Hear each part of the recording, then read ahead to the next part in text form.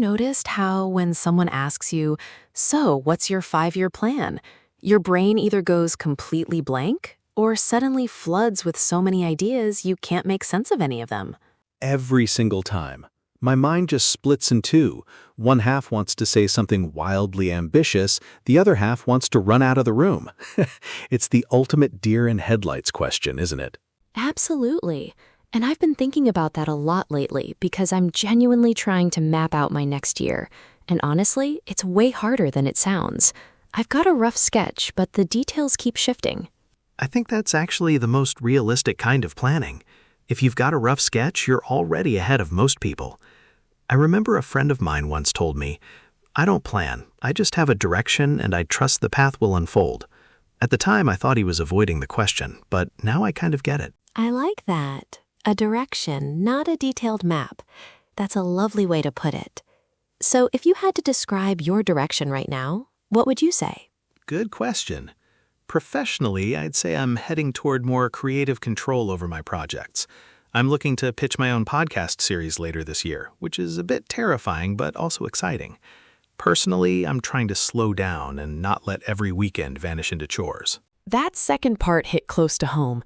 I'm guilty of letting my Saturdays and Sundays just evaporate into laundry, groceries, and staring at my phone. What does slowing down actually look like for you, practically speaking? It means I'm blocking out at least half a day with nothing scheduled. No plans, no to-do list. I might read, take a long walk, or just sit with a coffee and watch the world go by. I used to feel guilty about that, like I was wasting time, but now I see it as recharging. That's such a healthy mindset shift. I need to borrow that. I'm always on the fence about downtime. On the fence, meaning I can't quite decide if I deserve it or if I should be doing something productive. Oh, the productivity guilt is real. There's this saying, we're human beings, not human doings. I try to remind myself of that whenever I start to spiral into a must-get-things-done panic. Human beings, not human doings. I'm writing that down in my mind.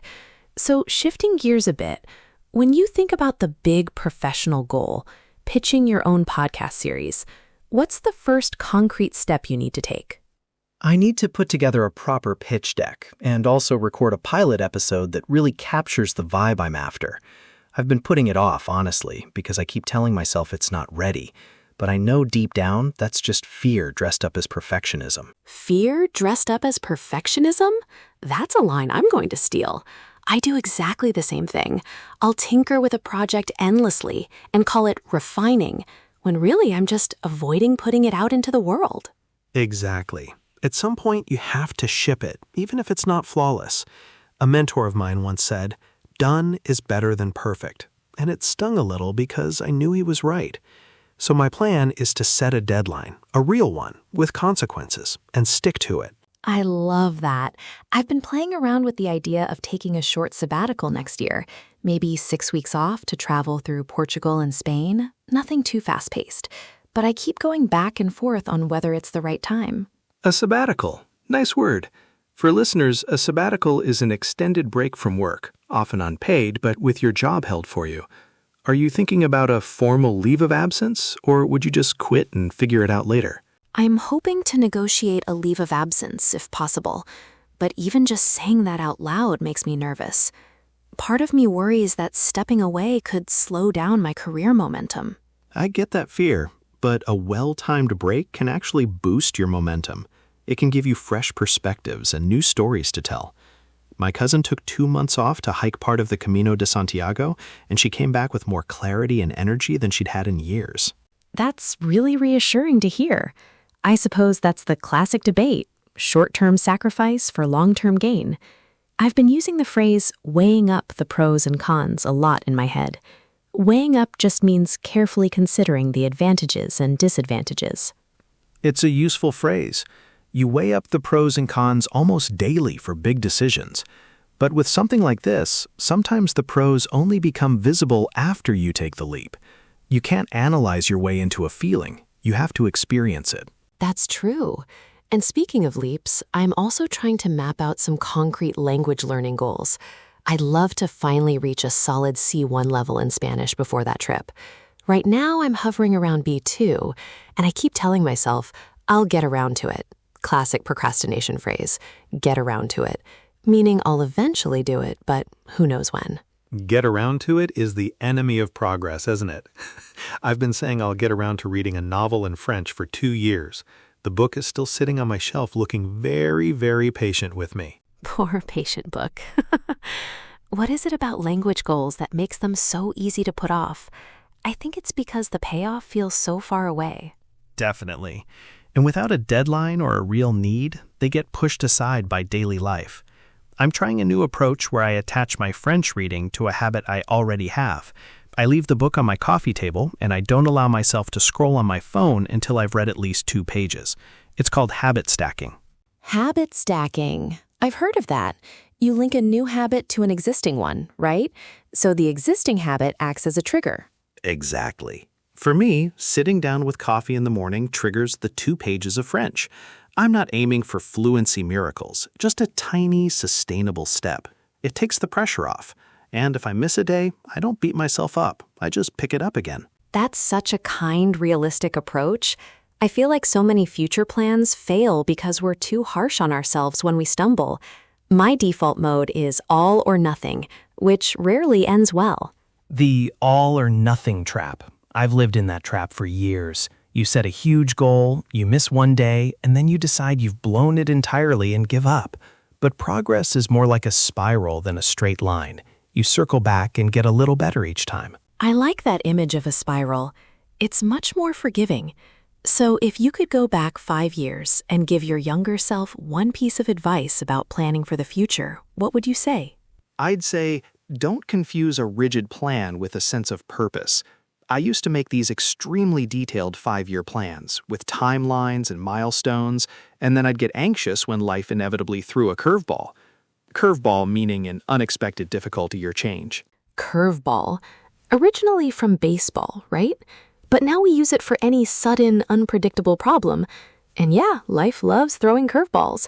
I had my whole career mapped out in my early 20s, and then a family situation turned everything upside down. My plan crumbled, but weirdly, what came after was better. That's often how it works. The plan crumbles, but you're forced to build something more genuine. I think that's why I'm wary of the question, where do you see yourself in 5 years in job interviews? They want a confident answer, but the most honest answer is usually, I have no idea, and I'm okay with that. Interviewers would probably not love that honesty, but you're right. There's so much pressure to have a neat packaged story about your future. The thing is, I still believe in setting intentions. I just think the form has to be flexible. Intentions over rigid goals. I'm on board with that. An intention is like a compass bearing. If your intention is to grow as a communicator, you might take a public speaking course, or start a journal, or simply listen more. You can adjust the actions while staying true to the intention. That resonates. For the last few weeks, I've been writing down 3 future self intentions every Sunday evening. Not to-do items, just qualities I want to embody. This week, it's be more curious in conversations, move my body daily, and plan less, execute more. Plan less, execute more. That's a t-shirt slogan right there. I need that one. I'm amazing at planning. I can spend hours designing the perfect system. Then I'm exhausted and never actually start. It's what some people call productivity theater. Productivity theater. That's brilliant and painfully accurate. I've spent entire afternoons color-coding my digital calendar and felt weirdly proud of myself, even though I'd done nothing of real substance. Exactly. And the worst part is, your brain rewards you with a little dopamine hit for organizing, so you feel accomplished without actually moving the needle. Moving the needle? That's a useful idiom. It means making noticeable progress on something important. I need to ask myself more often, is this moving the needle or just tidying up? So with your podcast pitch, what's one needle-moving action you can take this week? Honestly, just recording a rough audio draft of the first episode, warts and all. Not a polished pilot, but something I can listen to and learn from. I keep waiting for the right moment, but the only right moment is the one where you press record. Warts and all, meaning including all the flaws and imperfections. I love that phrase. It's so much more freeing than waiting for perfection. I'm going to apply that to my Spanish. I'll record myself talking about my future travel plans, mistakes and pauses included, and just listen back without cringing. That's a great exercise. And remember, cringing at your own voice is a universal human experience. Even podcasters take months to get used to the sound of their own voice. So if you cringe, you're in good company. That's actually comforting. I've heard that listening to yourself is one of the fastest ways to improve because you catch your own patterns. But I've avoided it because, well, vanity. Vanity, shyness, whatever we call it. It's a wall we build. But once you break through it, you improve surprisingly quickly. And speaking of breaking through walls, let's talk about the language our listeners can use to talk about future plans. There's a whole toolbox of structures, and people often stick to will and going to, but there's so much more nuance. Yes, this is where the English teacher in me gets excited. We can use the present continuous for fixed arrangements, like I'm meeting my editor on Tuesday, or be about to when something is imminent, I'm about to book my flights. Then there's planning to, hoping to, thinking of, on the verge of. That last one means very close to doing something. On the verge of is a great one. It's dramatic. I'm on the verge of quitting my job and moving to a tiny coastal town. Whether I'll actually do it is another story, but the phrase itself carries a sense of almost action. Another useful one, I'm toying with the idea of. That means you're considering it, but not seriously committed yet. Toying with the idea, I use that all the time. It's non-committal, but keeps the door open. What about I'm on the brink of? I think on the brink of is similar to on the verge of, but often used for more dramatic changes, sometimes negative ones. Yes, you might say on the brink of a breakthrough, or more seriously, on the brink of burnout. The image is standing right at the edge. It's a powerful phrase, but you don't want to overuse it for small things. If you say, I'm on the beck of deciding what to have for lunch, people will laugh at you.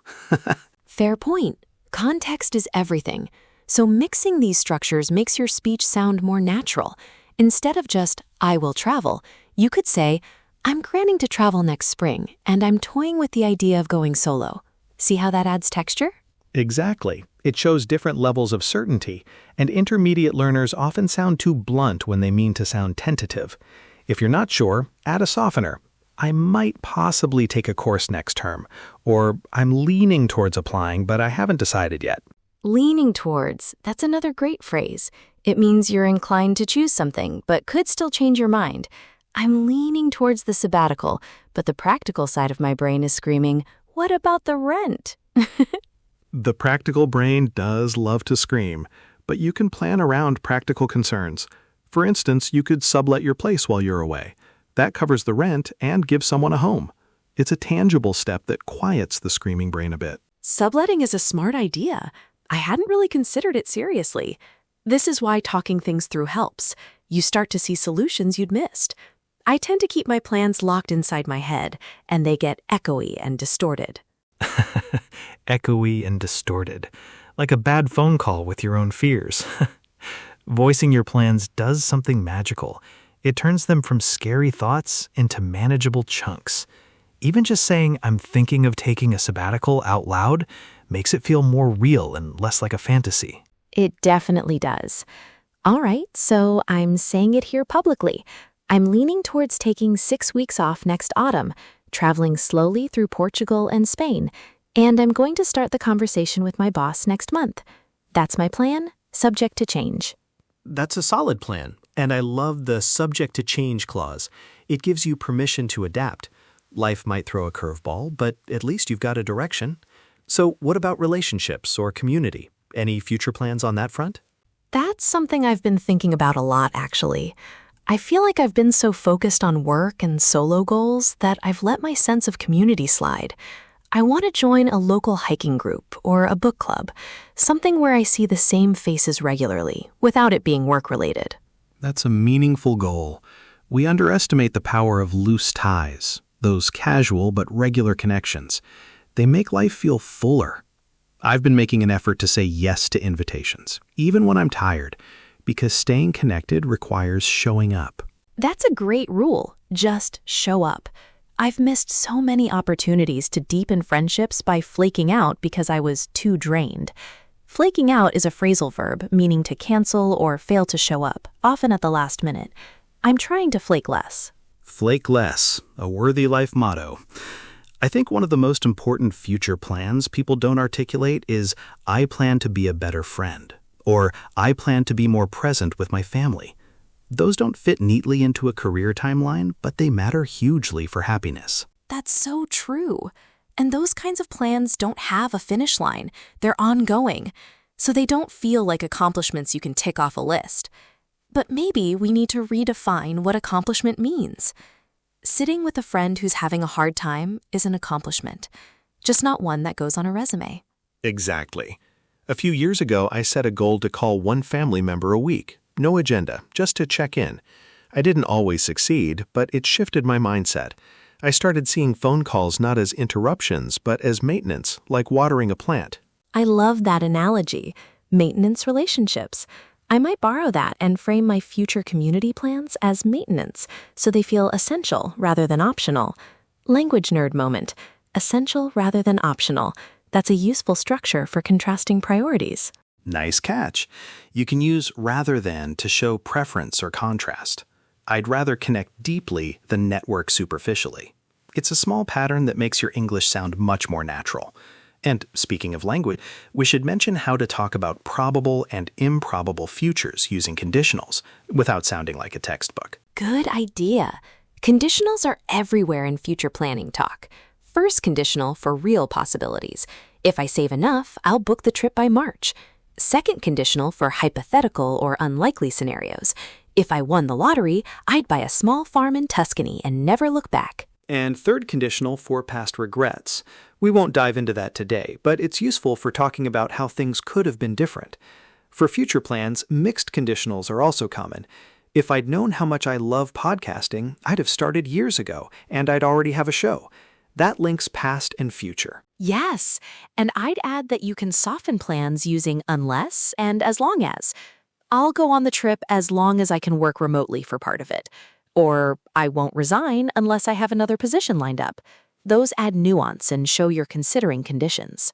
As long as and provided that are great for setting boundaries. They help you express your non-negotiables. For me, I'll take on new projects provided that they don't eat into my family time. That's a future plan about balance, not just career. I really like that framing. So let's bring it back to the personal. Imagine it's exactly 1 year from today. You've made some progress on your intentions. What does a good, realistic version of your life look like? A good, realistic version. I'd have a podcast pilot I'm proud of, even if it's not launched yet. I'd be taking 1 full day off screens a week, consistently. And I'd have said yes to at least 3 things that scared me, whether it's giving a talk or going on a trip with strangers. What about you? I'd love to be in a place where I'm fluent enough in Spanish to have a spontaneous, unscripted conversation that isn't just about ordering food. I'd have taken that sabbatical and returned with stories, not just photos. And I'd be part of a real-life community group, showing up regularly. Those are beautiful, vivid intentions. They're specific but not rigid. You've got experiences, not just boxes to tick. I think that's the secret sauce. Making your future about stories you want to tell, rather than items you want to own. Stories you want to tell rather than items you want to own. I'm going to need a notebook just for your quotes today. But honestly, that reframe is so powerful. When I think of my future as a collection of experiences, planning feels exciting, not stressful. Right? The stress often comes from trying to control outcomes, but you can't control how a job interview goes or if your flight gets delayed. You can control how you respond and what you choose to value. So plan the experiences, but hold the outcomes loosely. Hold the outcomes loosely? That phrase gives me such a sense of relief. I've been white-knuckling my plans for years, gripping them so tight that any small deviation felt like failure. I think loosening that grip is a future plan in itself. It absolutely is. And it's one of the hardest to implement because it's not an action you take once, it's a daily practice. I try to ask myself at the end of each week, did I move in the right direction, even a little? Did I learn something? If the answer's yes, that's a win. That's a lovely weekly check-in. I might adopt that. So, to wrap up this thread, what's one word or phrase you would give to our listeners to keep in mind when they talk about their future plans? I'd give them fluid. Your plans can be fluid, flowing, adaptable, not fixed.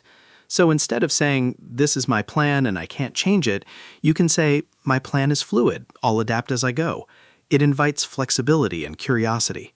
Fluid is perfect. I'll also offer rough sketch. I used it earlier. A rough sketch is an unfinished, modifiable outline. It's enough to guide you, but not so detailed that you're afraid to redraw it.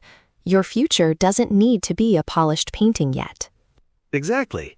And I'd add the verb to play it by ear. That's a common idiom meaning to improvise, to decide as you go rather than following a strict plan.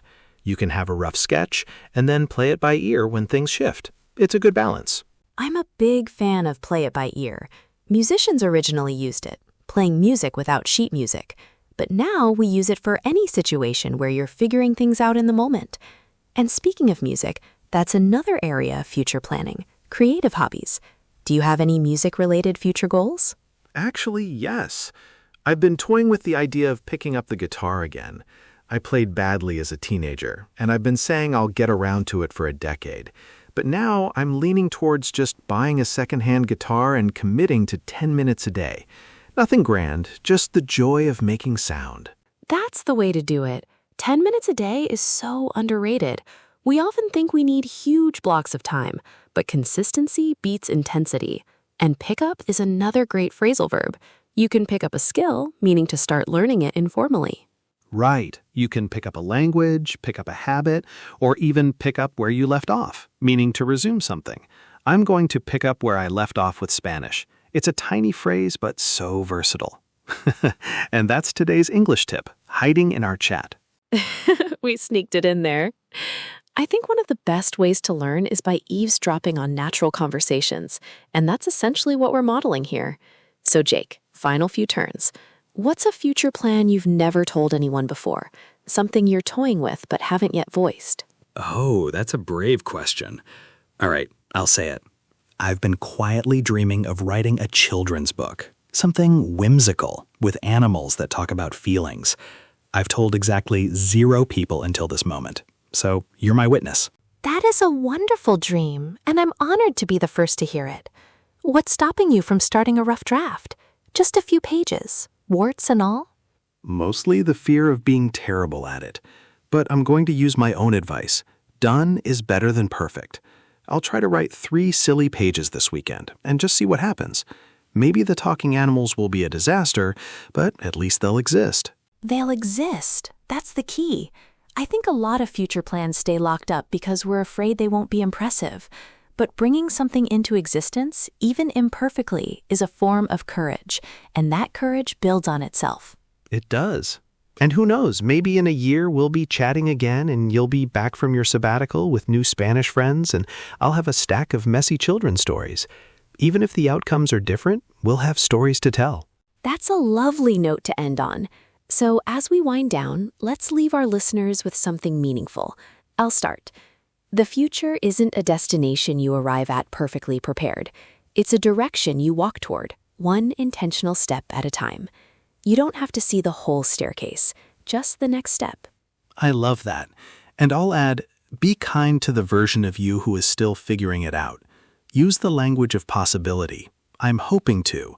I'm leaning towards. I'm playing it by ear. And let your plans breathe. A fluid plan is still a plan, and sometimes it's the strongest kind. Beautifully said. If you take away one tiny action from this episode, maybe it's this. Voice one of your quiet future plans to someone you trust this week. Say it out loud. Give it air. You might be surprised how much lighter it feels. And if you're listening and thinking, I'm not sure yet, that's perfectly okay. Uncertainty is part of the process. Just remember that I'm figuring it out is a complete and respectable answer to what are your future plans? Thank you for that, Jake. And to everyone listening, your future belongs to you. You get to sketch it, resketch it, and color outside the lines. Keep your direction true, hold your plans loosely, and be curious about what unfolds. Couldn't agree more. Wherever you are in your planning, whether you're mapping out the next decade or just trying to decide what to have for dinner, give yourself grace. The story's still being written, and you're the author. And on that note, we'll leave you with one question to carry into your week. What's one small, doable step you can take today that your future self will thank you for? It doesn't have to be big, just a single step forward. That's a perfect closing thought. Thanks for the wonderful conversation, Emma. I feel like I've got a clearer sketch of my own plans now, and I hope our listeners do too. Me too. Thank you for being so open, Jake. And to everyone listening, keep talking about your future. It's how you bring it to life. Until next time, take care, stay curious, and play it a little by ear.